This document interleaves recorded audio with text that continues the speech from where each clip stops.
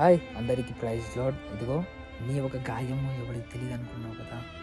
ఇదిగో నీలోనే తప్పు ఉంది కదా. నువ్వే తప్పు చేసావు కదా.